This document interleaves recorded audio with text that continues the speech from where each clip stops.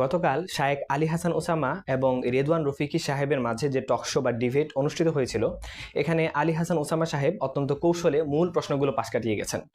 তিনি নিজেকে ডিফেন্ড করতে গিয়ে এমন কিছু যুক্তি দাঁড় করিয়েছেন যার পরতে পরতে রয়েছে অসারতা আর বৈপরীত্য।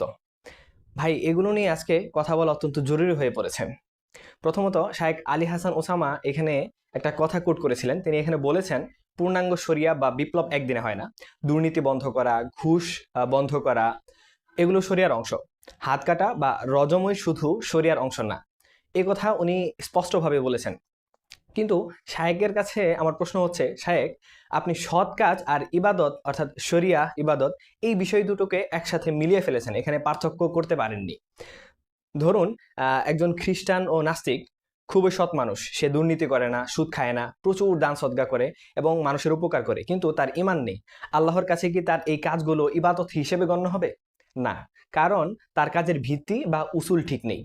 ঠিক একইভাবে গণতান্ত্রিক সিস্টেমে দাঁড়িয়ে যদি কোনো ব্যক্তি দুর্নীতি বন্ধ করে, ঘুষ বন্ধ করে, সেটা সামাজিকভাবে ভালো কাজ হতে পারে, কিন্তু সেটা আল্লাহর শরিয়া প্রতিষ্ঠা করা নয়। কারণ শরিয়ার মূল দাবি হচ্ছে সার্বভৌমত্ব কার? অবশ্যই আল্লাহর। আইন দেওয়ার মালিক কার? অবশ্যই আল্লাহর। গণতন্ত্রের সার্বভৌমত্ব বা সার্বভৌম ক্ষমতার মালিক হচ্ছে জনগণ বা সংসদের। আর ইসলামের সার্বভৌমত্ব হচ্ছে আল্লাহর কাছে। আপনি যদি আহ, সংসদের দোহাই দিয়ে জনগণ চায় না, তাই এখন শরিয়া আইন প্রয়োগ করা যাবে না, এই ভিত্তিতে ভালো কাজ করেন, তবে সেটা সেকুলার সমাজ সেবা হতে পারে, কিন্তু সেটা তাওহিদি শরিয়া হতে পারে না। ভিত্তি যদি শিরিক তথা জনগণের সার্বভৌমত্বের উপর হয়, তবে তার উপর ইমারত যতই সুন্দর হোক না কেন, সেটা অন্তত ইসলামী খিলাফা ব্যবস্থা হতে পারে না। তারপর তিনি এখানে আরো বলেছেন যে ক্ষমতায় গেলে সব কাজ করা যায় না, পূর্ণাঙ্গ শরিয়া সময় সাপেক্ষ। অর্থাৎ পূর্ণাঙ্গ শরিয়া আস্তে আস্তে সময় সাপেক্ষ বিষয়, এই বিষয়টা এখানে উনি উপস্থাপন করার চেষ্টা করেছেন। আমাদের বর্তমান অবস্থা আর ক্ষমতায় যাওয়ার পরবর্তী অবস্থা হুকুম এক না। অর্থাৎ বর্তমানে আমরা এই তাগুতি শাসন ব্যবস্থার অধীনে আছি, আমাদের হাতে কোনো ক্ষমতা নেই, তাই আমরা নিজেকে বাধ্য বা বন্দী হিসেবে দাবি করতে পারি। এই অবস্থায় আল্লাহর আইন বাস্তবায়ন করতে না পারার অপারগতা আল্লাহ হয়তো আমাদেরকে ক্ষমা করবেন, কিন্তু আপনার দলের লক্ষ্য হলো ক্ষমতায় যাওয়া। প্রশ্ন হলো, যখন আপনি ক্ষমতায় বসবেন তখন তো আপনি আর বাধ্য বা মজলুম নন, তখন আপনি হাকিম বা শাসক। শাসকের আসনে বসে কলম আপনার হাতে থাকা অবস্থায় যদি আপনি আল্লাহর আইনের পরিবর্তে মানুষের তৈরি করা আইন বা সংবিধান দিয়ে একদিনও বিচার কার্য করেন, তবে কোরআনের আয়াত অনুযায়ী আপনার হুকুম কি হবে? অবশ্যই এটা উসামা সাহেব আমার থেকেও ভালো জানেন, উনি বিজ্ঞ মুফতি। কোরআনে আল্লাহ সুবহানাহু ওয়া তাআলা সূরা মাইদার 44, 45 এবং 46 নম্বর আয়াতে বলেছেন, ওয়ামান লাম ইয়াহকুম বিমা আনজালাল্লাহু ফাউলাইকা হুমুল ফাসিকুন ফাউলাইকা হুমুয যালিমুন ফাউলাইকা হুমুল কাফিরুন। বিভিন্ন প্রেক্ষাপট অনুযায়ী এটা কখনো ফাসেক হয়, কখনো জালেম হয়, আবার কখনো কুফুরের দিকে চলে যায়। তো এইখানে কোন বিষয়টা প্রয়োগ হবে, ফাসেক, জালেম অথবা কুফুর, সেটা আলী হাসান ওসামা সাহেব আমার থেকে অনেক ভালো জানেন। তিনি এই বিষয়টা অবশ্যই উত্তর দিবেন বা এই বিষয় সম্পর্কে আমাদেরকে জানাবেন। তারপর হচ্ছে, ক্ষমতায় বসার পর যদি আপনি বলেন এখনো পরিবেশ হয়নি তাই ব্রিটিশ আইন দিয়ে বিচার করছি, এর মানে হলো আপনি স্বেচ্ছায় আল্লাহর আইনের বদলে মানুষের আইনকে প্রাধান্য দিলেন। ক্ষমতায় থাকার পরেও আল্লাহর আইন বাস্তবায়ন না করে কুফরি আইন দিয়ে দেশ চালানো কি স্পষ্টভাবে কুফরি নয়? অপারগতার অজুহাত তো বিরোধীদের জন্য খাটে, কিন্তু সিংহাসনে বসা শাসকদের জন্য কি এই অজুহাত গ্রহণযোগ্য হবে? কখনোই না। আচ্ছা, যাই হোক, তিনি এখানে আরো কয়েকটা বিষয় উপস্থাপন করেছেন। তিনি এখানে বলেছেন যে শরিয়া মানে শুধুমাত্র হাত কাটা নয়, দুর্নীতিমুক্ত সমাজ ও শরিয়া। এইখানে আমি বলতে চাই, সিঙ্গাপুর এবং আরো বিভিন্ন দেশ আছে যে দেশগুলোতে দুর্নীতি নেই, ঘুষ নেই, সুশাসন আছে। তাহলে আমরা কি বলবো সেখানে শরিয়া কায়েম আছে? না, এটা বলা যাবে না, কারণ সেখানে আল্লাহ সার্বভৌমত্ব নেই। ইসলামে চুরির শাস্তি হচ্ছে হাত কাটা এবং দুর্নীতি বন্ধ করা। উভয়টাই, এই দুইটাই হচ্ছে আল্লাহর হুকুম। আপনি সুবিধা মতো দুর্নীতি বন্ধের কথা বলবেন, হুদুদ অর্থাৎ আল্লাহ নির্ধারিত শাস্তি বা সংবিধান থেকে শিরক হটানোর বিষয়টি এড়িয়ে যেতে পারবেন না। আপনি যে পূর্ণাঙ্গ শব্দটি ব্যবহার করেছেন, সেটি গণতন্ত্রের পেটের ভেতর ঢুকে কখনোই সম্ভব না, কারণ গণতন্ত্রের মূল নীতি হচ্ছে সংখ্যাগরিষ্ঠ মানুষ যা চাইবে তা হবে আইন। আর ইসলামের মূলনীতি হচ্ছে মানুষ যা চায় তা নয়, বরং আল্লাহ যা বলেছেন সেটাই হবে আইন। সুতরাং আপনি যখন গণতন্ত্রের শপথ নিয়ে ক্ষমতায় যাবেন, তখন আপনি ওয়াদা করেছেন যে জনগণের মতামতের বাইরে আপনি কিছু করবেন না। অর্থাৎ জনগণ না চাইলে আপনি শরিয়া প্রতিষ্ঠা করবেন না। আল্লাহর আইন মানুষের ইচ্ছার উপর ঝুলিয়ে রাখার নাম কি পূর্ণাঙ্গ শরিয়া? অর্থাৎ মানুষ চাইলো অর্থাৎ আমি তখন সরিয়া দিলাম, আর মানুষ চাইলো না তখন সরিয়া দিলাম না, এটা কি আল্লাহ বলেছেন এই জন্য দেওয়া হচ্ছে, নাকি জনগণ চাচ্ছে তার চাওয়া পূরণ করা হচ্ছে? এই বিষয়টা আমাদের একটু মাথায় রাখা দরকার। তো শায়েক, বাস্তবায়নে সময় লাগা আর নীতিগতভাবে কুফুরি মেনে নেওয়া, এই দুটো বিষয় কিন্তু এক জিনিস নয়, দুটোর ভিতরে ভিন্নতা আছে। ইসলামী রাষ্ট্র হলে প্রথম দিনই আপনাকে ঘোষণা দিতে হবে যে এই দেশের সর্বোচ্চ আইনদাতা হচ্ছেন আল্লাহ এবং সংবিধান হবে আল কোরআন এবং সুন্নাহ। শায়েক, ক্ষমতায় যাওয়ার জন্য যদি আকীদাকে কাটছাঁট করতে হয় এবং কুফুরি সিস্টেমের চালক হতে হয়, অর্থাৎ গণতান্ত্রিক সিস্টেমের চালক হতে হয়, তবে সেই ক্ষমতা দিয়ে হয়তো আপনি রাস্তাঘাট উন্নয়ন করতে পারবেন এবং এটা করা যাবে, কিন্তু সেটাকে দিন কায়েম বা খিলাফত বলা যাবে না। এটা সর্বোচ্চ একটা উন্নত সেকুলার রাষ্ট্র হতে পারে, কিন্তু ইসলামী রাষ্ট্র হতে পারে না। তো শাইখের বক্তব্য, তিনি আরও এখানে বেশ কিছু বিষয় নিয়ে আলোচনা করেছেন। তিনি একটি বিষয় বলেছেন যে বাংলাদেশে বিপ্লব বা গণ অভ্যুত্থানের স্বপ্ন তিনি দেখেন এবং এর মাধ্যমে নাকি পূর্ণাঙ্গ বিপ্লব বা পূর্ণাঙ্গ ইসলাম আসবে। কিন্তু অদ্ভুতভাবে তিনি বর্তমানে বিপ্লবীদের, অর্থাৎ যাদের তিনি আগে সমর্থন করতেন, তাদেরকে সহ্য করতে পারেন না। তিনি মুখে বিপ্লব বা রেভলিউশনের কথা বললেও কিন্তু কার্যত তিনি সংস্কার বা রিফর্মের রাজনীতি করছেন। বিপ্লব এবং গণতান্ত্রিক সংস্কার রাষ্ট্রবিজ্ঞানের দর্শন এবং ইতিহাসের আলোকে সম্পূর্ণ বিপরীতমুখী দুটি ধারা। বিজ্ঞানের ভাষায় বিপ্লব হলো কমপ্লিট রাপচার বা বর্তমান কাঠামোর আমূল উৎপাটন, আর গণতন্ত্র হলো স্ট্যাটাসকো, অর্থাৎ স্থিরতা বজায় রেখে ধীরস্থিরভাবে আস্তে আস্তে পরিবর্তন করা। তো শায়েক, আপনি মুখে গণ অভ্যুত্থান বা বিপ্লবের কথা বলছেন, কিন্তু রাজনীতি করছেন এমন এক দলের যারা বিবর্তন বা সাংবিধানিক ধারাবাহিকতায় বিশ্বাসী। ইতিহাস সাক্ষী, পৃথিবীর কোনো বিপ্লবই হোক না তা ফরাসি বিপ্লব কিংবা বলশেভিক বিপ্লব, আগের সিস্টেমকে দয়া দাক্ষিণ্যতা বা ব্যালট বক্সের মাধ্যমে এটা কখনো আসেনি। বিপ্লব মানেই হলো পুরাতন সংবিধান ছুঁড়ে ফেলা, কিন্তু আপনি যে গণতান্ত্রিক প্রক্রিয়ায় যোগ দিয়েছেন তার মূল মন্ত্রই হলো পুরাতন সংবিধান রক্ষা করা। একইভাবে একই সাথে সিস্টেম রক্ষা করা, অর্থাৎ এই গণতন্ত্র এবং সিস্টেম ধ্বংস অর্থাৎ বিপ্লব, এই দুইটো পরস্পর বিরোধী নৌকায় পা দিয়ে আপনি আসলে কোন তীরে পৌঁছাতে চাচ্ছেন এটাই আমার বুঝে আসে না। এটি কি আপনার অনুসারীদের জন্য একটি তাত্ত্বিক ধোঁকাবাজি নয়? আপনি বিপ্লবীদের স্বপ্ন দেখাচ্ছেন, কিন্তু ইতিহাস থেকে শিক্ষা নিচ্ছেন না। মিশরের ইখওয়ানুল মুসলিমিনের ইতিহাসে একটু খেয়াল করেন, তারা গণতান্ত্রিক পদ্ধতিতে ক্ষমতায় গেল, বিপ্লব করার চেষ্টা করলো, ফলাফল কি হলো? সেই সিস্টেমে তাদেরকে পরবর্তীতে গিলে খাওয়া হয়েছে। আপনি যাদেরকে ক্রমাগত উগ্রবাদী বলে আক্রমণ করছেন, তারা মূলত এই ঐতিহাসিক সত্যটাই বলে যে সাপের বক্সে হাত ঢুকিয়ে সাপকে পোষ মানানো যায় না, তাকে মারতে হয়। গণতন্ত্রপন্থীরা মনে করেন সিস্টেমের ভেতরে ঢুকে সিস্টেম বদলাবে, যা ইখওয়ানুল মুসলিম করতে গিয়ে ব্যর্থ হয়েছিল। আর বিপ্লবীরা মানে বাহির থেকে আঘাত করে আগে সিস্টেম ভাঙতে হবে। এখন প্রশ্ন হলো, আপনি নিজে যখন গণতান্ত্রিক অর্থাৎ সেফ জোনে বসে আছেন, তখন যারা প্রকৃত বিপ্লবের ঝুঁকি নিচ্ছে তাদেরকে কেন আক্রমণ করছেন? আপনি নিজের আপোষকামিতা ঢাকার জন্য বিপ্লবীদের প্রতি আপনার এই বিদ্বেষ লালন করছেন, নাকি অন্য কিছু?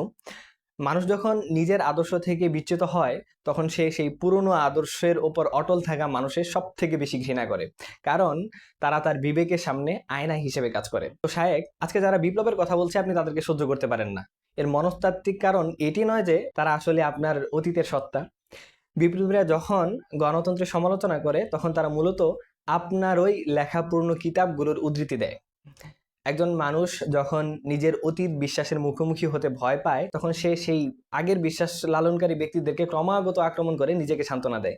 আপনি বিপ্লব চান কিন্তু বিপ্লবীদের ঘৃণা করেন, আপনি শরিয়া চান কিন্তু শরিয়ার জন্য যারা জীবন দিতে প্রস্তুত তাদেরকে চরমপন্থী বলেন। এই দ্বিমুখী আচরণের নাম কি হিকমা, নাকি নিজের অবস্থান বদলানোর গ্লানি মোচনের চেষ্টা? আচ্ছা, গণতন্ত্রের সৌন্দর্য হলো বিপ্লবকে হত্যা করা। কিভাবে?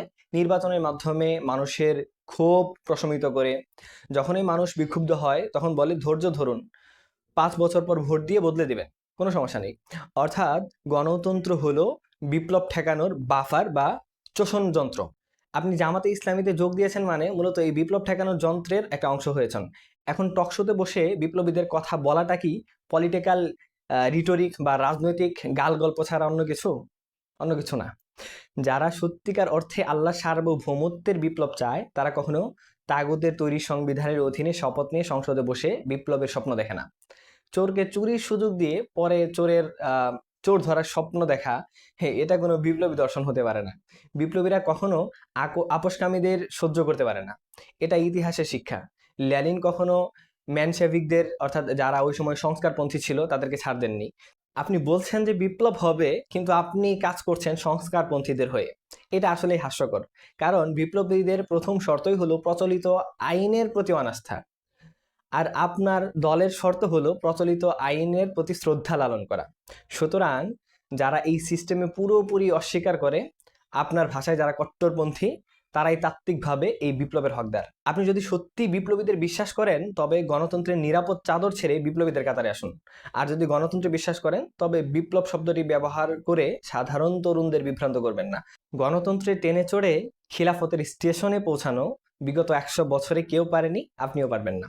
রিদওয়ান রফিকি সাহেব জামাতে ইসলামের চরিত্র নিয়ে একটি প্রশ্ন তুলেছিলেন, আর উসামা সাহেব প্রশ্নটি এড়িয়ে গেলেন পাল্টা একটা প্রশ্ন ছুড়ে।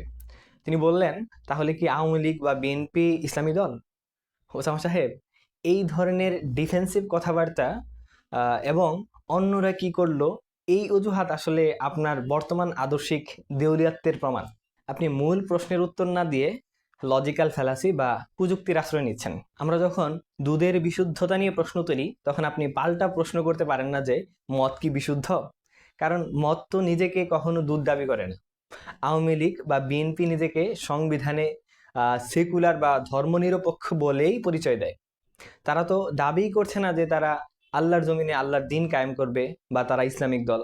তাই তাদের অন ইসলামিক হওয়াটা তো স্বাভাবিক এবং ঘোষিত। কিন্তু জামাত ইসলামী দাবি করে তারা আল্লাহর দল, অর্থাৎ হিজবুল্লাহ। তারা ইকামতে দিনের কথা বলে, তারা কুরআনী আইনের কথা বলে। যখন কেউ নিজেকে ডাক্তার দাবি করে, তখন আমরা তার সার্টিফিকেট চেক করি। কসাইয়ের সার্টিফিকেট আমরা কখনোই চেক করি না। জামা যেহেতু ইসলামী লেবাস ব্যবহার করে রাজনীতি করছে, তাই প্রশ্নটা তাদের দিকে যাবে, এটাই স্বাভাবিক। আওয়ামী লীগ বা বিএনপি তো তাগুত হিসেবে প্রতিষ্ঠিত, তাদের নিয়ে তো আমাদের কোনো কনফিউশন নেই। কনফিউশন থাকারও কথা না। কনফিউশন থাকবে হচ্ছে যারা ইসলামের কথা বলে তাগুতি সিস্টেমের ভিতরে ঢুকে গেছে। ওসামা সাহেব, আপনি আরও এখানে বলেছেন যে জমিয়ত বা অন্য আলেমরাও তো বিএনপির সাথে জোট করেছে বা গণতন্ত্র করেছে। সাহেব, সত্য কখনো ব্যক্তির আমল দিয়ে যাচাই করা যায় না, বরং ব্যক্তিকে সত্য দিয়ে যাচাই করতে হয়। অন্য আলেমরা ভুল করছেন বা বিএনপির সাথে গিয়েছেন, এটা দিয়ে কি আপনি আপনার ভুল বা জামাতের ভুল জায়েজ হয়ে যায়? হয়ে যায় না। সবচেয়ে বড় কথা, আপনি অতীতে এই আলেমগুলোকেই কি পথভ্রষ্ট, দরবারি বা তাগুতের দোসর বলে গালি দেননি? আজকে নিজের পিঠ বাঁচাতে গিয়ে আপনি তাদের কাজের দোহাই দিচ্ছেন। যদি তাদের কাজ সঠিক হতো, তবে আপনার অতীতের সব ফতোয়া মিথ্যা। আর যদি তাদের কাজ ভুল হয়ে থাকে, তবে আজ আপনি সেই ভুলের পথেই হাঁটছেন। আমরা তখনও তাদের সমালোচনা করেছি, আজও করছি। কিন্তু আপনি সুবিধামতো নিজের স্ট্যান্ড পরিবর্তন করেছেন। অন্যের গুনাহ দিয়ে নিজের গুনাহের বৈধতা দেওয়া, এটা কোনো আলেমের দলিল হতে পারে না। রিজওয়ান রফিক সাহেব যখন মওদুদী রহিমাহুল্লাহ এর আকিদা নিয়ে আলাপ তুলছিলেন, তখন আপনি বললেন যে জামাত হিন্দু প্রার্থী দেয়। তাহলে কি হিন্দু প্রার্থীরাও মওদুদীর আকিদা গ্রহণ করেছে? অর্থাৎ দলে যোগ দিলেই আকিদা মানতে হয়, বিষয়টা এমন না। এটাই বোঝানোর চেষ্টা করেছেন আপনি। আপনি হিন্দু প্রার্থীর উদাহরণ দিয়ে আসলে জামাতে ইসলামীর রাজনৈতিক চরিত্রকে উলঙ্গ করে দিয়েছেন। আপনার এই উদাহরণ প্রমাণ করে যে জামাতে ইসলামী আর 10টা সেকুলার দলের মতোই ভোট সিকিং মেশিন বা ভোট শিকারী দল। একজন হিন্দু জামাতে যোগ দেয় স্বার্থের কারণে, হয়তো নমিনেশন পাওয়ার জন্য অথবা এমপি হওয়ার জন্য। তার কাছে আকিদার কোনো মূল্য নেই, সে ক্ষমতার ভাগ চায়। এখন প্রশ্ন হলো, একজন হিন্দু আকিদাবাদ দিয়ে স্বার্থের জন্য জামাত করে, এটা বোঝা যায়। কিন্তু আপনি একজন আলেম হয়ে যখন বলেন আকিদা ভিন্ন হলেও দল করা যায়, তখন আপনি নিজেকে সেই হিন্দু প্রার্থীর কাতারে নামিয়ে আনলেন না?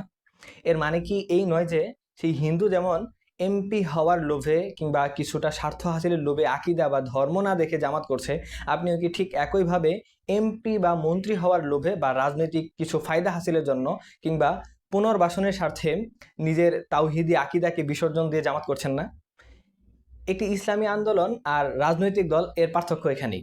ইসলামী আন্দোলনের মানুষ যোগদান করে আকিদা অর্থাৎ আইডিওলজির ভিত্তিতে, আর পলিটিক্যাল পার্টিতে মানুষ যোগদান করে স্বার্থের ভিত্তিতে। হিন্দু প্রার্থীর উদাহরণ দিয়ে আপনি স্বীকার করে নিলেন যে জামাত এখন আর আকিদা ভিত্তিক আন্দোলন নেই, বরং এটি একটি স্বার্থভিত্তিক রাজনৈতিক প্ল্যাটফর্মে পরিণত হয়েছে। আর আপনি সেই স্বার্থেরই একজন অংশীদার। মওদুদী রহিমাহুল্লাহ এর চিন্তাধারা বা সাহিত্য ছাড়া জামাতে ইসলামের অস্তিত্ব কল্পনা করা যায় না। এখন আপনি যদি বলেন মওদুদীর আকিদা আর জামাতের রাজনীতি আলাদা, যদিও এটা বলার সুযোগ নেই, কারণ রিদওয়ান রফিকি সাহেব অনেকগুলো প্রমাণ এবং যুক্তি সেখানে পেশ করেছিলেন যা আপনি খণ্ডন করতে পারেননি। রাজনৈতিক ময়দানে টিকে থাকার জন্য হিন্দু, বৌদ্ধ, খ্রিস্টান এবং বিভিন্ন ভিন্ন মতের মানুষকে দলে নেওয়া, এটা হচ্ছে সেকুলার রাজনীতির কৌশল। ইসলামী রাজনীতিতে শুরা বা পরামর্শ সভার সদস্য হতে হলে তাকে অবশ্যই মুত্তাকি এবং সঠিক আকীদাবান হতে হয়। কিন্তু হিন্দু প্রার্থীর উদাহরণ টেনে এটাই প্রমাণ করলেন যে গণতন্ত্রের এই গেমে জিততে হলে আকীদা শিথিল করতেই হয়। আর ঠিক এই কারণেই আমরা বলি গণতন্ত্র এবং ইসলামী আকীদা একসাথে চলতে পারে না। আপনি আজ গণতন্ত্র রাখতে গিয়ে আকীদাকে কোরবানি দিচ্ছেন, ঠিক যেমনটা জামাত হিন্দু প্রার্থী দিয়ে তাদের স্বাতন্ত্র্য বিসর্জন দিয়েছে। শাইখ আলী হাসান ওসামা হাফিজাহুল্লাহ এখানে আরো বেশ কিছু অসঙ্গতিপূর্ণ কথা বলেছেন। তিনি অতীতের বড় বড় আলেমরা যেমন জমিয়ত, খেলাফত মজলিস এবং বিভিন্ন দল যারা ছিল তারা বিএনপির সাথে জোট করেছে, আওয়ামী লীগের সাথে জোট করেছে, তো তাদেরকে তো কাফর বলা হয়নি, তাহলে আমি করলে দোষ কি, এমন একটা কথা শাইখ হাফিজাহুল্লাহ বলে ফেলেছেন। তো এই কথার মাধ্যমে আপনি অন্যের ঘাড়ে বন্দুক রেখে নিজের অবস্থান জায়েজ করার চেষ্টা করছেন। শাইখ, আপনি এখানে দুটি ভিন্ন জিনিস একত্রে গুলিয়ে ফেলেছেন, জোট এবং দলে যোগদান। ইতিহাসে অনেক আলেম কৌশলগত কারণে বা সাময়িক স্বার্থের জন্য অন ইসলামিক শক্তির সাথে বিভিন্ন সময় জোট করেছেন, যেমন খেলাফত মজলিস এবং খেলাফত মজলিস আওয়ামী লীগের সাথে 5 দফা চুক্তি করেছিলেন, কিন্তু তারা আওয়ামী লীগের সদস্য হননি বা আওয়ামী লীগের প্রাইমারি মেম্বারশিপ ফর্মে তারা যোগদান করেননি। জোট করা আর সেই দলের ইউনিফর্ম পরে দলের অংশ হয়ে যাওয়া, এই দুটার ভিতরে আকাশ পাতাল তফাৎ। জামাতে ইসলামী কোনো সাধারণ জোট না, এটি একটি ক্যাডার ভিত্তিক সংগঠন। এখানে রুকন বা সদস্য হতে হলে শপথ নিতে হয়। আপনি কি জামাত ইসলামীর সদস্য হননি? যদি হয়ে থাকেন তবে আপনি যখন সদস্য হয়েছিলেন তখন তাদের সংবিধান মেনে শপথ নিয়েছেন না? অবশ্যই নিয়েছেন। আর আপনি যদি শুধু জোট করে থাকেন তবে কেন আপনি তাদের দলের মিটিংয়ে বা তাদের ব্যানারে কথা বলছেন? যারা আওয়ামী লীগের সাথে ছিলেন তারা নিজেদের স্বাতন্ত্র্য, অর্থাৎ তারা যেমন বলেছে যে আমরা আলেম, আমরা ইসলাম চাই, এটা বজায় রেখেছিল। কিন্তু আপনি জামাতের মঞ্চে বসে বলছেন আকীদা এবং রাজনীতি দুইটা আলাদা এবং পৃথক পৃথক জিনিস, দুইটা একত্রিত কোনো বিষয় না। এর মানে আপনি তাদের সেকুলারাইজড পলিটিক্যাল থিওরিকে তাত্ত্বিক বৈধতা দিচ্ছেন। এটা শুধু ব্যর্থতা নয়, এটা আদর্শিক বিচ্যুতি। শায়েক, রাজনীতিতে মানুষ দুটি কারণে যুক্ত হয়। প্রথমত আদর্শিক কারণে, যখন কেউ মনে করে যে এই দলের লক্ষ্য এবং আমার জীবনের লক্ষ্য এক। আর দ্বিতীয় হচ্ছে স্বার্থের কারণে, যখন আদর্শ না মিলে কিন্তু ক্ষমতা, পদ, সুরক্ষা এইসবের জন্য দলে ভিড়তে হয়। আপনি বলছেন জামাতের অনেক আকীদার সাথে আপনার আকীদার মিল নেই, তাহলে আপনি কেন জামাতে যোগ দিয়েছেন? যদি বলেন দিন কায়েমের জন্য, তবে প্রশ্ন অবশ্যই আসবে যাদের আকীদাই ঠিক নেই, আকীদাগতভাবে আপনি যাদেরকে ভুল মনে করেন তাদের ঘাড়ে চড়ে কি বিশুদ্ধ দিন কায়েম করতে হবে বা বিশুদ্ধ দিন কায়েম হওয়া আদৌ সম্ভব, নাকি শেষ পর্যন্ত আপনি তাদের রঙেই রঙিন হয়ে যাবেন? আর যদি বলেন রাজনৈতিক সেফটি বা এমপি হওয়ার জন্য, তবে স্বীকার করুন যে এটা বিশুদ্ধ দুনিয়াবি স্বার্থ। তখন আর তাওহীদ, বিপ্লব, শরিয়া এই সমস্ত বড় বড় ভুলিয়া আওড়াবেন না আপনি। যারা অতীতে আওয়ামী লীগের সাথে ছিলেন, যেমন মুফতি আমিনী রহিমাহুল্লাহ এর দল এবং শেখুল হাদিস আল্লামা আইজুল হক রহিমাহুল্লাহ এর জোট, তারা পরিষ্কারভাবে বলতেন যে এটা কৌশলগত জোট। কিন্তু আপনি জামাতকে ডিফেন্ড করতে গিয়ে ইসলামের মৌলিক সংজ্ঞাই অর্থাৎ আকীদা এবং রাজনীতি দুইটাকে পৃথকীকরণ বা বদলে দিচ্ছেন। এটা স্বার্থের চেয়েও ভয়ঙ্কর, এটা ইলমি খেয়ানত। আপনি কি ইতিহাসের দিকে তাকাবেন? যদি ইতিহাসের দিকে তাকান তাহলে দেখবেন রাসূল সাল্লাল্লাহু আলাইহি ওয়াসাল্লামের সময় যখন মক্কায় দারুন নাদওয়া অর্থাৎ মক্কার যে সংসদ ছিল, তখন সেখান থেকে প্রস্তাব দেওয়া হয়েছিল আমরা তোমাকে রাজা বানাবো, ধন সম্পদ দিব, কিন্তু আমাদের উপাস্যদের অর্থাৎ ওই সময় যে সিস্টেম ছিল সেই সিস্টেমের সমালোচনা করা যাবে না। রাসূল সাল্লাল্লাহু আলাইহি ওয়াসাল্লাম তখন বলেছিলেন, আচ্ছা আমি যদি রাজা হই, ক্ষমতা নেই, তারপর ধীরে ধীরে সিস্টেম বদলাবো, এই বিষয়গুলো কি তিনি বলেছিলেন? না, তিনি বলেননি। তিনি ঘৃণা ভরে বিষয়টাকে প্রত্যাখ্যান করেছিলেন। আধুনিক ইতিহাসের দিকে দেখুন, সাইয়্যিদ কুতুব শহীদ রহমাতুল্লাহি আলাইহি যখন জামাল আব্দুল নাসির সরকার তাকে মন্ত্রিত্ব অফার করেছিল, শর্ত ছিল শুধু ইখওয়ানের বিপ্লবের যে পথ সেটা ছাড়তে হবে। তিনি বলেছিলেন যে আঙুল দিয়ে আল্লাহর একত্ববাদে সাক্ষ্য দেই, সেই আঙুল দিয়ে আমি কখনো মুচলেখা লিখবো না জালেমের কাছে এবং তাগুদের সামনে। আপনি এমন এক দলে যোগ দিয়েছেন যারা গণতান্ত্রিক পদ্ধতিতে বিশ্বাসী। আপনি কি সাহাবীদের বা সাইয়্যিদ কুতুবের সেই অনমনীয় দর্শন বা আদর্শের সাথে বা ওই পথে আছেন, নাকি জামাল আবদেল নাসেরের মন্ত্রিত্ব গ্রহণ করার সুবিধাবাদী আলেমদের পথে হাঁটছেন? যারা আওয়ামী লীগের সাথে গিয়েছিলেন তারা হয়তো ভুল করেছিলেন, কিন্তু তারা অন্তত ইসলামের আকীদাকে বিকৃত করে ক্ষমতার রাজনীতি বা রাজনীতিকে আলাদা এই সমস্ত ফতোয়া দেননি। কিন্তু আপনি তো ভুলের পক্ষে দলিল বানাচ্ছেন। রিজওয়ান রফিকি সাহেব যখন আপনাকে স্পেসিফিক প্রশ্ন করলেন, আপনি তখন উত্তর না দিয়ে অমুক কেন করলো, তমুক কেন করলো, এই বিষয়গুলো দিয়ে পাশ কাটিয়ে যাওয়ার চেষ্টা করেছেন। এটাকে লজিকের ভাষায় বলা হয় টু কোক ফ্যালাসি, অর্থাৎ অন্য কেউ ভুল করলে আমার ভুলটা সঠিক হয়ে যায়। একজন চোর আদালতে দাঁড়িয়ে যদি বলে, জজ সাহেব আপনি কেন পাশের বাসার ডাকাতকে ধরলেন না, তাতে কি চোরের সেই চুরি করার অপরাধ মাফ হয়ে যায়? আজ আমরা আপনার বিচার বা আপনার বিষয়ে আলোচনা করছি, কারণ আপনি একসময় দাবি করতেন যে আপনি কট্টরপন্থী বা কট্টর তাওহিদবাদী। আমরা তো আওয়ামী লীগ বা সুবিধাবাদী আলেমদের কাছে তাওহিদের সেই মানদণ্ড আশা করিনি যা আপনার কাছে আশা করেছি। আপনার এই স্খলন, আপনার এই বিচ্যুতি তাই আমাদেরকে অনেক বেশি আঘাত দেয়। অতীতে যারা আওয়ামী লীগ বা বিএনপি নৌকা বা ধানের শীর্ষে চড়েছিলেন, আহ, তারা সেটিকে ইসলামী খেলাফত বলে দাবি করেননি। তারা জানতো ওটা দুনিয়াবি রাজনীতি। কিন্তু সমস্যা হলো, আপনি জামাতের মতো গণতান্ত্রিক দলকে ইসলামী দল হিসেবে বৈধতা দিচ্ছেন। রিদওয়ান রফিকি বলেছিলেন জামাতের অনেক আলেম নাম বা অথরিটি ব্যবহার করে ইসলামের অপব্যাখ্যা করছেন। আর এই সময়ে ওসামা সাহেব হেসে বিষয়টা উড়িয়ে দিলেন এবং তিনি কটাক্ষর সাথে বললেন যে আলেম না হয়ে আলেম নাম ব্যবহার করে আবার এটা কেমন কথা? তো সাহেব, আপনি এখানে একটি স্ট্রংম্যান ফেলাসি বা তর্কের খাতিরে প্রতিপক্ষকে বা প্রতিপক্ষের কথাকে বিকৃত করার আশ্রয় নিয়েছেন। রিজওয়ান রফিকি ভাই এখানে এটা বলেননি যে যারা আলেম নয় তারা আলেমের নাম ভাঙছে, বরং তিনি এখানে এমনভাবে বলেছেন যে যারা আলেম তারা তাদের এই আলেম নাম বা তকমা ব্যবহার করে ভুল ব্যাখ্যা করছে বা কোরআনের অপব্যাখ্যা করছে। তো কোরআন হাদিসে উলামায়ে সু বা দরবারি আলেম বা মন্দ আলেম যেটাই বলুন না কেন, এই যে একটা কনসেপ্ট, এই কথাই উনি বলেছিলেন এখানে। কোরআনে উলামায়ে সু যাদেরকে বলা হয়েছে তারা তো মূর্খ ছিল না, তারা মূর্খ হবেও না, বরং তারা তো আলেমই হবে, কিন্তু তারা তাদের ইলেম এবং পাগড়ির সম্মান ব্যবহার করে শাসককে খুশি করতে বা সত্য গোপন করতে ব্যস্ত হবে। রিজওয়ান রফিকি সাহেব ঠিক সেই মিস ইউজ অফ অথরিটি এইটার কথাটাই এখানে বলেছেন। আপনি বিষয়টাকে হাস্যকর বানিয়ে মূল অভিযোগ অর্থাৎ ইলেমের অপব্যবহার এইখান থেকে দৃষ্টি সরাতে যাচ্ছিলেন। তারপরে হরে কৃষ্ণ হরে রাম এরকম একটা স্লোগান নিয়ে যখন অযৌক্তিক কিছু কথা আপনি বলছিলেন, এই বিষয়টা আসলে আমাদের কাছে হাস্যকর ছিল। আপনি বললেন মানুষের ভাষায় কথা বলে, অর্থাৎ রিক্সা চালক এবং ইঞ্জিনিয়ারকে তাদের ভাষায় বোঝাতে হবে। আপনি বলেছেন এটা কপি পেস্ট, মানে কুফুরি কথা উদ্ধৃতি করা। এই ফিকহের মূলনীতি উপস্থাপন করলেন আপনি এখানে যে নকলে কুফুর, কুফুর না কাসাদ, অর্থাৎ কুফুরি কথা উদ্ধৃতি করলে সেটা কুফুর হয় না বা কেউ কাফের হয়ে যায় না। কিন্তু এই মূলনীতি যে এখানে খাটে না, এই বিষয়টা আপনার মাথায় কি ছিল না? যে এই মূলনীতি তখনই খাটে যখন কেউ কুফুরির কথা খণ্ডন করার জন্য সেটার উদ্ধৃতি করে অথবা সাক্ষ্য হিসেবে এই ঘটনার বর্ণনা দেয়। কিন্তু নির্বাচনী মিছিলে যখন মাইকে বা স্লোগানে এটা বলা হয়, তখন সেটা কি খণ্ডন করার জন্য বলা হয়? না, বরং সেটা উদযাপন ও সমর্থন হিসেবে বলা হয়। ভোটের জন্য হিন্দুদের খুশি করা বা অ্যাটেনশন পেতে শিরকি বাক্য ব্যবহার করা, এটা নকল নয়, এটা প্রচার বা প্রমোশন হিসেবে আমাদের ব্যক্ত করতে হবে। আর কুফুর বা শিরিকের প্রচার করা হারাম, ক্ষেত্রবিশেষে সেটা কুফুরিও হয়। আপনি কি ভোটের জন্য শিরিকি বাক্য প্রচার করাকে জায়েজ ফতোয়া দিচ্ছেন তাহলে? যারা আপনার এই পরিবর্তন নিয়ে সমালোচনা করে, আপনি তাদেরকে বললেন যে আমি মুখে কখনো গণতন্ত্রকে হালাল বলিনি, এখনো হালাল বলি না। লিখিত বা মৌখিক কোনো বক্তব্য থাকলে আপনি প্রমাণ দেখান। এইভাবে আপনি কথাগুলো বলেছিলেন। তো সাহেব, ফিকহ শাস্ত্রের আরো একটা প্রসিদ্ধ মূলনীতি হলো মুখে বলার চেয়ে আচরণের ভাষা বেশি শক্তিশালী ও সত্য। আপনি মুখে গণতন্ত্রকে হারাম বলছেন, কিন্তু আপনি গণতান্ত্রিক দলের ফরম পুরো করে তাদের সদস্য হচ্ছেন, আপনি সেই দলের হয়ে ভোট চাচ্ছেন, আপনি সেই দলের পক্ষে কথা বলছেন, প্রার্থীর হয়ে কথা বলছেন, এমনকি হিন্দু প্রার্থীর পক্ষেও সাফাই গাইছেন।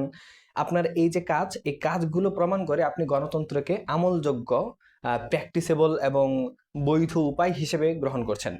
মুখে হারাম বলে কাজে সেটাকে প্রতিষ্ঠিত করার চেষ্টা করা, এটা কি নিফাক বা দ্বিমুখী নীতি নয়? আপনি নাস্তিক বা সেকুলারদের দিকে যদি তাকান, তাহলে আপনি দেখবেন বাংলাদেশের অনেক নাস্তিক, অনেক সেকুলার, তারা কথায় কথায় বিসমিল্লাহ বলে, তাদের বিভিন্ন সময় ইনশাল্লাহ, আলহামদুলিল্লাহ এই শব্দগুলো ব্যবহার করে। মুখে তারা বলে আমরা মুসলমান, কিন্তু দিন শেষে তারা যখন হিজাব নিষিদ্ধ করে, শরিয়ার বিরোধিতা করে এবং ট্রান্সজেন্ডারবাদের পক্ষে যে বিল সেটা পাশ করে, তখন কি আমরা তাদেরকে মুখে আলহামদুলিল্লাহ বলা দেখে বিচার করি, নাকি তাদের কাজ দেখে বিচার করি? আমরা অবশ্যই তাদের কাজ দেখেই বিচার করি এবং তাদেরকে ইসলাম বিদ্বেষী হিসেবে সাব্যস্ত করি। ঠিক একইভাবে আপনি মুখে গণতন্ত্রকে হারাম বললেন, কিন্তু কাজ করলেন গণতন্ত্র প্রতিষ্ঠার জন্য, তাহলে আপনার মুখের বুলির দাম কি রইল? আল্লাহ তাআলা কোরআনে স্পষ্ট বলে দিয়েছেন, ইয়া আইয়ুহাল্লাযীনা আমানু লিমা তাকুলুনা মা লা তাফআলুন কাবুরা মাকাতান ইনদাল্লাহি আন তাকুলু মা লা তাফআলুন। যে হে ঈমানদার, তোমরা যা করো না তা কেন বলো? তোমরা যা করো না তা বলা আল্লাহর কাছে অত্যন্ত ঘৃণিত। আপনি মুখে হারামের ফতোয়া দিচ্ছেন আর কাজে সেই হারামের অংশীদার হচ্ছেন, সেই হারামের পক্ষে সাফাই গাচ্ছেন। এটা কি আল্লাহর আয়াতের লঙ্ঘন নয়? আপনি যখন জামাতে যোগ দিয়েছেন বা ভবিষ্যতে যদি এমপি হন, তখন আপনাকে সংবিধানের নামে শপথ নিতে হবে। আপনি কি তখন এই কথা বলবেন যে আমি মুখে শপথ নিচ্ছি কিন্তু মনে মনে হারাম মানছি? আপনি কি বাতেনি বা শিয়াদের মতো তাকিয়া এইগুলো করার সুযোগ আছে ইসলামের ভেতরে? প্রকাশ্যে কুফরি সিস্টেমের আনুগত্যের শপথ নিয়ে মনে মনে বিদ্রোহী বা বিপ্লবী থাকার দাবি করা, এটা আহলে সুন্নাহ ওয়াল জামায়াতের মানহাজ না। তো শায়েখ, সমস্যাটা এখানে না যে আপনি মত পরিবর্তন করে ফেলেছেন। মানুষ ভুল থেকে শিখতে পারে। সমস্যা হলো আপনি আপনার পরিবর্তনকে স্বীকার করার সৎ সাহস দেখাচ্ছেন না। আপনি হারাম কাজ করছেন কিন্তু সেটাকে কৌশল বা বাস্তবতা বলে জাস্টিফাই করছেন। একজন পাপী যদি স্বীকার করে যে সে পাপ করছে, তবে তার ক্ষমা পাওয়ার আশা থাকে। কিন্তু সে যখন পাপকে দিনের তাকাজা বা হিকমা বলে চালিয়ে দিতে চায়, তখন সে নিজের পাশাপাশি পুরো উম্মাহকে বিভ্রান্ত করে। আপনার বর্তমান অবস্থান, অর্থাৎ মুখে গণতন্ত্রকে হারাম বলা আর কাজের মাধ্যমে গণতন্ত্র প্রতিষ্ঠা করা, এটা একটা স্পষ্ট ইন্টালেকচুয়াল ডিসঅনেস্টি। তো শাহেক, এখানে আপনি আরো বেশ কিছু বিষয়ে কথা বলেছেন। গণতন্ত্র বলতে আপনি পশ্চিমা গণতন্ত্রকে বোঝেন না, আপনাদের নিজস্ব একটা সংজ্ঞা আছে। আপনার এই কথাটা অত্যন্ত কৌশলী এবং বিভ্রান্তিকর। আপনি পরিভাষা বা টার্মিনোলজির দোহাই দিয়ে গণতন্ত্রের মতো প্রতিষ্ঠিত কুফরি সিস্টেমকে ইসলামীকরণ বা ইসলামাইজেশনের চেষ্টা করেছেন। এবং আবারও আপনি এখানে অন্যের কাঁধে বন্দুক ঠেকিয়ে নিজের দায়িত্ব এড়ানোর চেষ্টা করেছেন। তো গণতন্ত্র কোনো বিমূর্ত শব্দ নয়, বরং এটা সুনির্দিষ্ট system. Democracy is a defined system. কিন্তু আপনি এখানে ইমাম তিরমিজি রহমতুল্লাহ আলাইহির একটি উদাহরণ দিয়ে একটি মারাত্মক ফলস অ্যানালজি বা ভুল উপমা তৈরি করেছেন। ইমাম তিরমিজি হাসান সহি পরিভাষা হাদিস শাস্ত্রের জন্য একটি একাডেমিক টার্ম হিসেবে ব্যবহার করেছেন, যা তিনি নিজেই ডিফাইন করেছেন, এবং সেটা কোনো রাষ্ট্রীয় এবং আইনি ব্যবস্থা না। কিন্তু গণতন্ত্র অর্থাৎ ডেমোক্রেসি কোনো কিতাবী পরিভাষা না, এটি একটি বৈশ্বিক রাজনৈতিক ব্যবস্থা অর্থাৎ গ্লোবাল পলিটিক্যাল সিস্টেম। এর সুনির্দিষ্ট ডেফিনেশন আছে যা জাতিসংঘ এবং পশ্চিমা রাষ্ট্রবিজ্ঞানীরা ঠিক করে দিয়েছেন। গণতন্ত্রের মূল কথা হলো sovereignty belongs to the people, অর্থাৎ সার্বভৌমত্ব জনগণের। আপনি চাইলেই জনগণের গণতন্ত্রের সংজ্ঞাকে বদলে দিতে পারবেন না যে আমার গণতন্ত্রের ভিতরে সার্বভৌম হচ্ছে আল্লাহ এবং তার আইনি বাস্তবায়ন করা হবে। এটা অনেকটা মদের বোতলে রুহ আফজার লেভেল লাগানোর মতো একটা বিষয়। আপনি যদি সত্যি আল্লাহ সার্বভৌমত্বে বিশ্বাস করেন, তবে আপনি কেন খিলাফা বা শুরা শব্দটি ব্যবহার করছেন না? কেন আপনাকে ইহুদি খ্রিস্টানদের তৈরি করা গণতন্ত্র শব্দটি ধার করতে হচ্ছে এবং সেটার নতুন ব্যাখ্যা দাঁড় করাতে হচ্ছে? এখানে একটা প্রশ্ন থেকে যায়। নিজস্ব পরিভাষা তৈরি করার অধিকার কি আল্লাহ সুবহানাহু ওয়া তাআলা আপনাকে দিয়েছেন যে শিরিকি ব্যবস্থার নাম বদলে সেটাকে ইসলামী বানাবেন? আপনাকে বুঝতে হবে যে গণতন্ত্র একটি অনঅন্টারেবল প্যাকেজ। আপনি বলেছেন যে আমরা আমাদের মতো গণতন্ত্র বুঝি, কিন্তু বাস্তবতা হলো আপনি যখন নির্বাচন কমিশনে দলের নিবন্ধন করেন, যখন আপনি সংসদে যান, তখন আপনি গণতন্ত্রের সংবিধান অনুযায়ী যান। আর বাংলাদেশের সংবিধানের গণতন্ত্রের সংখ্যা পশ্চিমা ধাঁচেই দেওয়া আছে। সেখানে বলা আছে সকল ক্ষমতার উৎস জনগণ। আপনি কি নির্বাচন কমিশনের ফর্মে লিখে দিতে পারবেন যে না, আমি এই গণতন্ত্র মানি না, আমার গণতন্ত্রটা আলাদা, আমার একটা গণতন্ত্রের আলাদা সংজ্ঞা আছে? এটা কি আপনি পারবেন? পারবেন না। আপনাকে সেই পশ্চিমা গণতন্ত্রের প্যাকেজ, অর্থাৎ সংখ্যাগরিষ্ঠের রায়, মানুষের আইন প্রণয়ন ক্ষমতা মানুষের হাতেই থাকবে, এটা মেনেই ক্ষমতায় যেতে হবে। পশ্চিমা গণতন্ত্রের বাইরে গিয়ে নিজের সংজ্ঞায় গণতন্ত্রকে গণতান্ত্রিক পদ্ধতিতে ইলেকশন করা, এটা অবাস্তব এবং অসম্ভব। আপনি যদি সিস্টেমের ভেতরে ঢুকেন, তবে সিস্টেমের নিয়মেই আপনাকে খেলতে হবে। আপনার ব্যক্তিগত ব্যাখ্যার কানাকড়ি মূল্য সেখানে নেই। আপনি আপনার আলোচনার এক পর্যায়ে রিজওয়ান রফিকি সাহেবকে এও বলেছেন যে আপনার উস্তাদ মামুনুল হক তো এই রাজনীতি করেন, তাকে গিয়ে আকিদার কথা বলেন, তাকে জিজ্ঞাসা করেন। তো শায়েক, আপনি এইখানেও আবার টু কক লজিকের আশ্রয় নিয়েছেন। মামুনুল হক কি করেছেন বা অন্য আলেমরা কি করেছেন সেটা তাদের জবাবদিহিতার বিষয়। গতকালকের আলোচনার বিষয়বস্তু ছিল আপনি এবং আপনার পরিবর্তন নিয়ে এবং আপনার আইডিওলজি নিয়ে। তো প্রশ্নগুলো আপনাকে করা হয়েছে।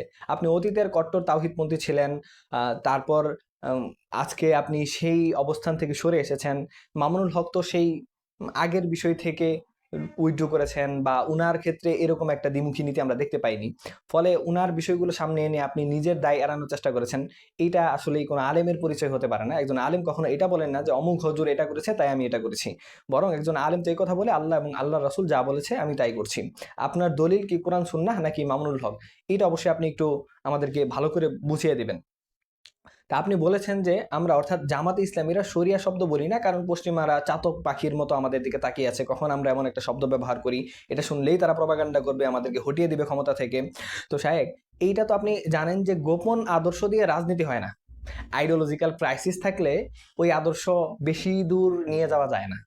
তো আপনি স্বীকার করলেন যে আপনাদের যে কথাগুলো, টার্মগুলো, সেগুলো ব্যবহার করতে পারছেন না পশ্চিমাদের ভয়ে, অর্থাৎ শরিয়া আপনারা গোপন করছেন। কিন্তু ইতিহাস সাক্ষী পৃথিবীর কোনো বিপ্লবী আদর্শ গোপন করে সফল হয়নি। লেনিন কি সমাজ কি তন্ত্রের যে বিপ্লব করেছিলেন সেটার কথা গোপন করে বিপ্লব করেছিলেন? না, তিনি করেননি। ম্যান্ডেলা কি বর্ণবাদের বিরুদ্ধে যে একটা ন্যারেটিভ তৈরি করেছিলেন সেটা কি তার আদর্শকে গোপন রেখে করেছিলেন? করেননি। রাজনীতি মানেই হলো নিজের আদর্শকে উচ্চস্বরে ঘোষণা দেওয়া এবং সেই আদর্শের ভিত্তিতে জনমত তৈরি করা। আপনি যদি শরিয়ার কথা না বলেন তবে শরিয়া প্রত্যাশীরা আপনাকে শরিয়ার জন্য কেন ভোট দেবে? আপনারা তো মানুষকে ধোঁকা দিচ্ছেন, এক জিনিস বলে আরেক জিনিস খাওয়ানোর চেষ্টা করছেন। আপনি পশ্চিমাদের ভয়ে চুপ করে আছেন, অথচ ইসলামের ইতিহাস দেখুন। মক্কার জীবনে যখন রাসূল সাল্লাল্লাহু আলাইহি ওয়াসাল্লাম একদম একা ছিলেন, হাতে কোনো ক্ষমতা ছিল না, তখনও তিনি সাফা পাহাড়ে দাঁড়িয়ে প্রকাশ্যে বলেছিলেন লা ইলাহা ইল্লাল্লাহ, অর্থাৎ আল্লাহ ছাড়া পৃথিবীতে কোনো ইলাহ নেই। তিনি তো তখন এইটা ভাবেননি যে রোম, পারস্য বা কুরাইশরা তাকে হটিয়ে দেবে। তাকে তখন মদিনার হিজরতের বিষয়টা আপনি একটু খেয়াল করেন। মদিনায় যখন ইহুদি ও মুনাফিকদের ষড়যন্ত্রের মধ্যেও সাহাবায়ে কেরাম তখন নিজেদের আদর্শ এবং লক্ষ্যের কথা গোপন করেননি, তারা স্পষ্টভাবেই বলেছেন। তো খুবাইব রাদিয়াল্লাহু তাআলা আনহুকে যখন শুলে চড়ানোর হয়েছিল তখন সে সময়টাতেও তিনি দ্বীনের ঘোষণা দিয়েছিলেন। ইমাম আহমদ বিন হাম্বল রহমাতুল্লাহি আলাইহি শাসকের চাবুকের নিচে পিঠ পেতে দিয়েছিলেন, কিন্তু এক চুল পরিমাণ পর্যন্ত সত্য তিনি গোপন করেননি। সাহাবায়ে কেরাম জীবন দিয়েছেন কিন্তু সত্য গোপন করেননি। আর আপনি গদি বা ক্ষমতার লোভে পশ্চিমাদের ভয়ে শরিয়া শব্দটি উচ্চারণ করতেও ভয় পাচ্ছেন।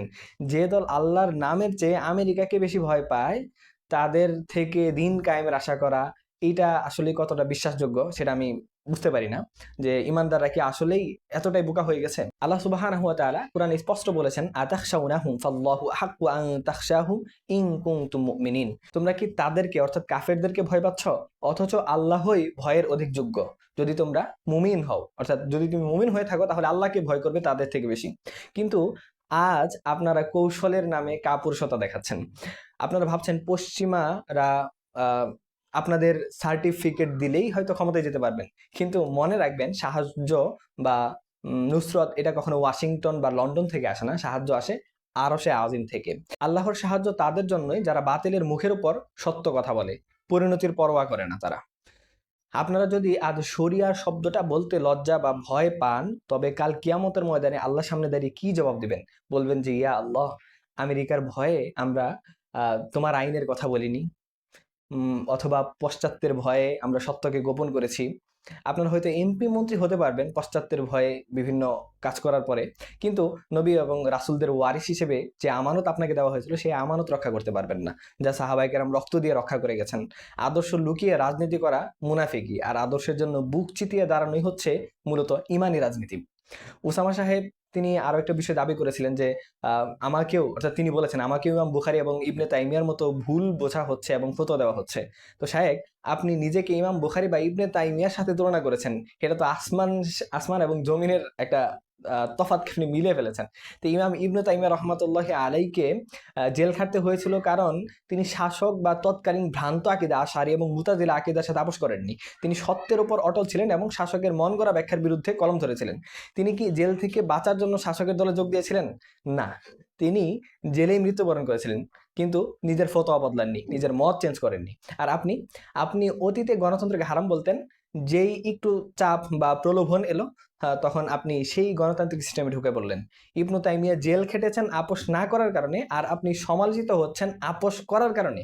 ইমাম বুখারী রহমতুল্লাহি আলাইহিকে জন্মভূমি ছাড়তে হয়েছিল কারণ তিনি শাসকের অন্যায্য দাবি, অর্থাৎ শাসকের সন্তানদের আলাদাভাবে হাদিস পড়ানো, এটা তিনি মেনে নেননি। তিনি ইসলামের মর্যাদা বিকিয়ে দেননি। আর আপনি আপনি ইলমের মর্যাদা ক্ষুণ্ণ করে বাতিলের পরিভাষা অর্থাৎ গণতন্ত্র গ্রহণ করেছেন এবং নিজের অতীত ফতোয়া গিলে ফেলেছেন। তাদের সাথে আপনার তুলনা চলে না শায়েখ। তারা ছিলেন দৃঢ়তার উপরে এবং তারা দৃঢ়তার প্রতীক হিসেবে আমাদের কাছে আছেন। আর তাদের নাম নিয়ে নিজের স্খলনকে ঢাকার চেষ্টা করবেন না আপনি। তো শায়েখ, কেউ আপনাকে কাফের বা মুরতাদ বলছে না। বিচ্ছিন্ন দু একটা ঘটনা থাকলে সেগুলোকে আমরা সমর্থন করি না এবং করবও না। উলামায়ে কেরাম এবং সচেতন দ্বীনী ভাইরা আপনার মানহাজ বা কর্ম পদ্ধতির বিচ্যুতি নিয়ে কথা বলছেন। আপনাকে তাকফির করছেন না, এই বিষয়টা স্পষ্ট থাকতে হবে আপনাকে। ইমাম ইবনে তাইমিয়াকে বাতিলপন্থীরা তাকফির করেছিলেন কারণ তিনি হকের উপর ছিলেন, আর আপনাকে মানুষ প্রশ্ন করছে কারণ আপনি আপনার নিজের ঘোষিত হক পথ ছেড়ে সরে এসেছেন।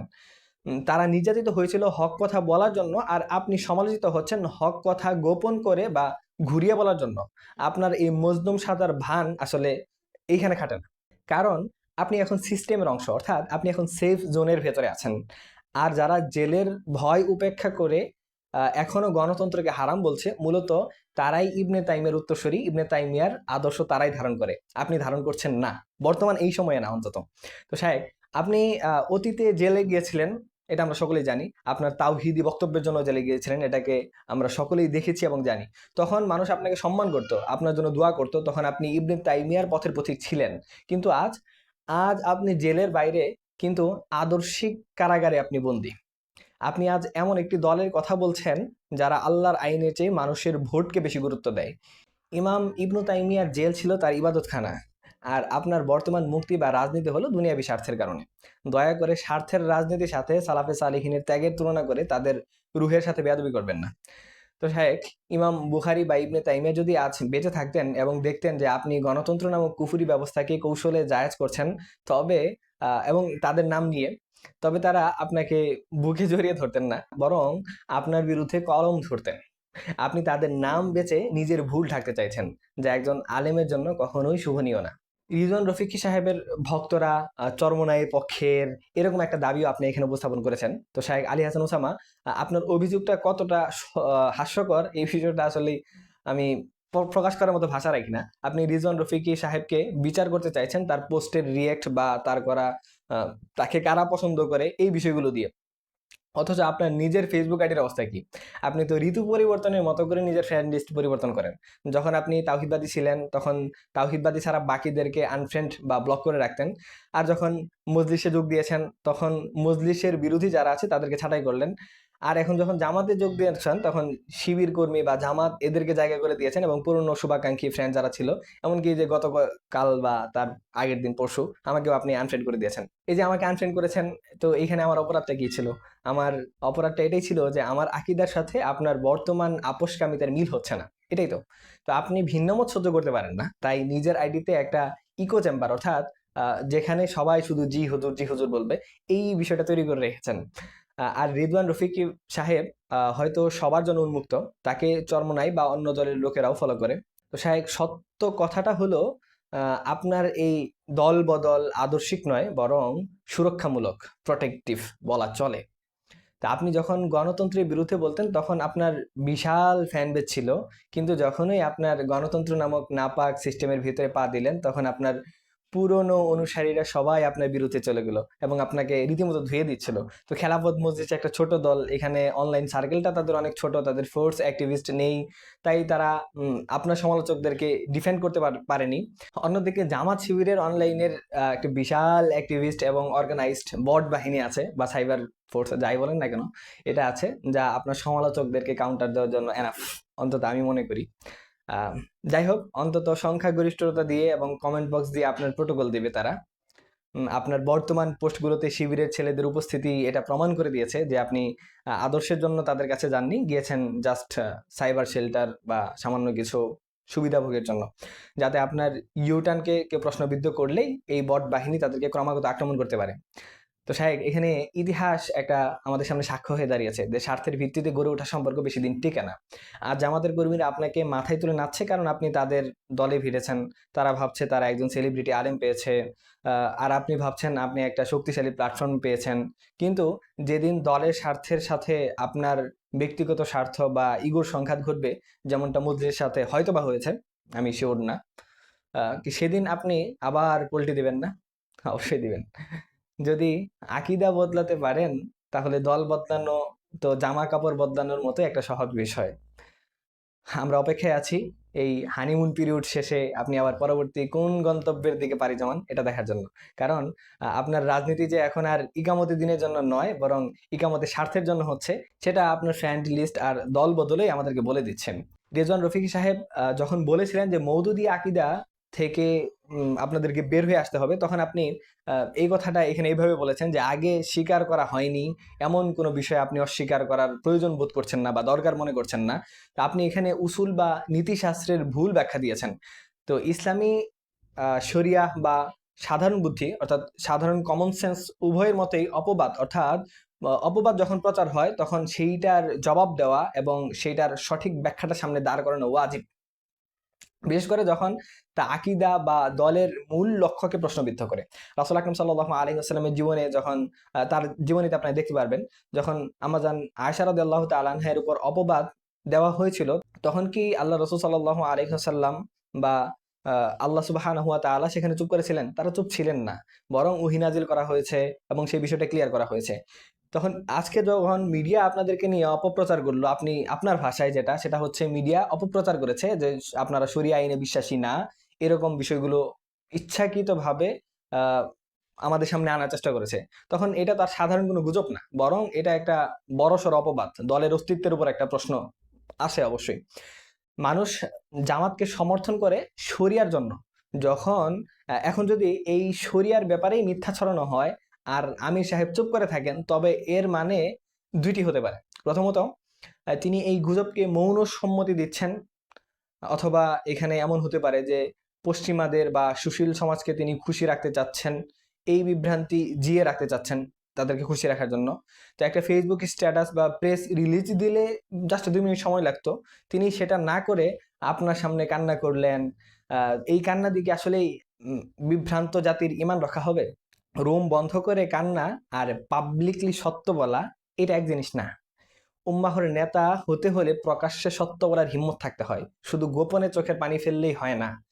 তো উসামা সাহেব এখানে যে যুক্তি দিয়েছেন যে যে জিনিস আগে স্বীকার করা হয়নি তা অস্বীকার করা যায় না, তো সাহেব আপনার এই লজিকটি পৃথিবীর সব থেকে অদ্ভুত লজিক, অর্থাৎ আপনার মুখ থেকে শোনা আমার সব থেকে অদ্ভুত অদ্ভুত লজিক ছিল এটা।